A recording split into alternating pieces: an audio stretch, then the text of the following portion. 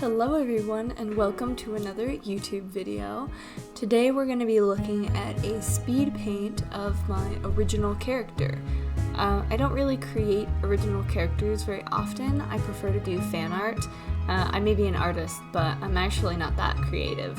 I usually do fan art. But for this particular piece, I did an original character who I kind of use as the avatar or mascot of my TikTok account. Occasionally. He doesn't appear very often because, as I said, I prefer to do fan art. But anyways, this was actually a school assignment. The assignment was to create a fully rendered drawing, and you had to make 3 things in the drawing move. So it's actually a GIF, which I think it was really fun. I really love this assignment. I kind of wish I remembered how I did it, because I want to do it again, but I don't quite remember everything I did. But that's okay. So anyways, today we will be looking at that. Alright, and here is the said drawing / GIF. The quality is much lower than it actually is when it goes through the process of being saved to my device and then sent through email and then downloaded onto my computer. Some of the quality can get compromised. But you get the idea. The 3 things that are moving are he is blinking, the tear, and the lights. I was actually originally going to try to make him breathe and kind of have a little bit of a motion to his body. However, I could not for the life of me figure it out. I don't know why, I couldn't do it. I couldn't figure out how to do it. I tried so many different things and I couldn't make it look natural. But anyways, that's okay. So I compromised and made the lights move, as you can see on the outsides. Don't ask me what's happening. I don't know. It was kind of just what I thought of at the time. Alright, and here's the time lapse. So I started off, this was actually a sketch I had done previously, his head was, so I just kind of took that because I really liked what I did in that sketch, and then I just added his body. This is me tracing the tattoos he has. I don't know if any of you guys noticed, but these are actually tattoos from Shura from Blue Exorcist. I really like that show, and I liked her tattoos.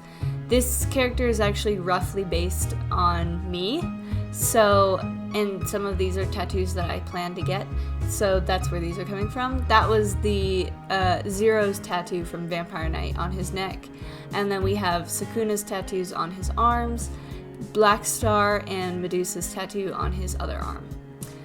This is just me, adding the shading, because as I said previously, I did do this drawing before, and I just imported it onto this canvas. However, I did not color it, and here I am doing the rounded colors.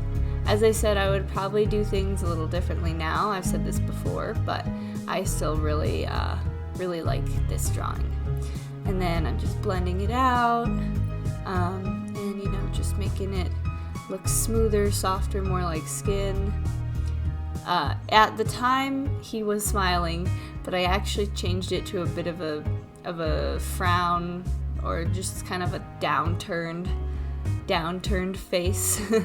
I don't know why. As I said, I don't really know if I didn't have a plan at the time. I just kind of, went with what I liked, and this is how it turned out, which is not bad in any way. If that's how you roll, then that's how you roll. It's kind of interesting because that's actually not how I usually do it. I usually have a very solid plan of what I am drawing, because if I don't, I kind of end up messing up a lot of the proportions. But this time I actually just kind of went with whatever, and it worked out okay. This is me adding more shadows to kind of darken it. He's in a dark room, so makes sense. These shadows are for things that are away from the light and, rounded, and they have a bit of a, texture and depth to them. So most things would have this shadow, but not everything. It's an important distinction, actually, to distinguish between these two. This was me trying to figure out if I wanted to add muscle definition onto his arms. The answer was no. I changed my mind. I did not want to. And then here we are adding the drop shadows, which are basically just shadows that are like of things that are physically on his skin that have, you know, a drop. And this is me coloring his lips. I still actually have a hard time doing lips. So you'll probably notice if you keep up with my current art that I do lips kind of differently every single time because I still don't really know exactly what I want to do. So yeah, it's kind of a struggle for me. I don't really know why specifically lips are a struggle, but they just are for me. And yet we're just blending out these shadows. It was really important for his choker to have a shadow because it shows that it is sitting on his skin and not like melded into his skin, which is kind of a gross picture. And just, you know, just overall blending. I try not to blend too much because if you blend it completely, it kind of looks too smooth to be skin. But I have a habit of blending like a lot. I just make things super duper smooth and I need to fix that. And this is me adding the highlight. It's my favorite part because it just makes everything pop and everything just like, you can just see everything finally. And second round of highlight, which is just kind of basically where the extra shine is, where, you know, if you think of like when you look at a balloon, there's like that square that's shiny on it. That's kind of what this part is. And here I am adding some dark stuff, and then I changed my mind. And this is me getting rid of the line art so I could see if I wanted to keep it or not. I actually made the mistake of putting the tattoos on the line art layer, so I had to, instead of just being able to get rid of the line art, I had to like erase it strategically and like erase around the tattoos. Here's me texturing the hair. This is when I was just kind of starting to figure out hair. Like I knew what I wanted to do, but I wasn't like entirely sure. So I would do it a little bit different now, but I am actually still pretty happy with how I did it because doing messy hair is kind of difficult because it doesn't all go like, you know, in one direction. It kind of just is all over the place, so it can be a little difficult. But I think I did okay. And this is me kind of feathering the ends a little, just making it, you know, look messier and more like hair. Personally, I think I could have made it less messy to make it look a little bit cleaner. But, you know, it's okay. This is me figuring out how I wanted to texture the shaved part. I used some brushes and I was just going back and forth between those. This is me getting rid of the line art and keeping line art that I, you know, wanted to keep. I changed the color of the lips at some point because I liked them to be more realistic than they were. And here's just me doing some minor edits to things and just kind of messing around with it just to make sure it looks 100%. This is me trying to put a filter on it because I was just curious what that would look like. I think it's really important to play with the filters because, you know, you never know what it's gonna look like, so just try your best and try different filters. This is me, I don't know if you can tell, but it's very subtle, but this is me adding highlights and shine to all his piercings. It's very, very subtle, but I think it was really helpful. And this is me adding some shine and shadow to the choker because, you know, those are metal studs, so they're obviously going to be a little shiny. And some shine to his necklace and a drop shadow to his necklace, which I realized I didn't do when I was shading his skin. So this is me adding some texture to his eyebrows. I actually really like how I do eyebrows nowadays, and this was kind of the beginnings of me figuring out how to do it. But yeah, this it's really important because I feel like if you just leave one part of your drawing completely untouched, just like, you know, flat, it can kind of just like shock people out of the illusion that it's real. Well, at least when you're doing realism. Obviously to each their own, but I just, in my personal opinion, if you have like one part that's not as realistic as the other parts, it can kind of look like different. This is me adding his eyelashes because eyelashes are so important, and they really just can make the face so beautiful. This is me adding some shadow to his hair and a background, and also me planning out how I wanted to animate this. I was drawing his eye because in the original drawing his eyes are closed, but you know, obviously when he's blinking he's going to be opening and closing his eyes. So this is me just, you know, kind of moving his eyelid and just seeing each panel in between. I actually originally had it to only like three frames, but it looked too choppy, so I added some in between frames, which wasn't too hard actually.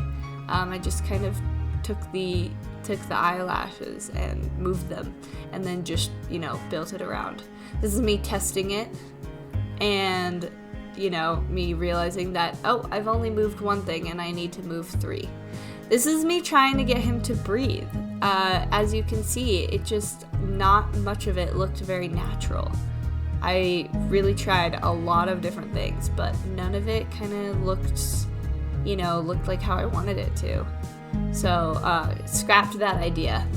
And so then I made the tears, and I had to draw these frame by frame, which at first I thought was going to be kind of a pain in the butt, but it was actually really fun, and especially with onion skin. Onion skin is so important. If you don't know what onion skin is, it shows what the previous frame looks like, so you can add to it and make it, you know, look natural and chronological.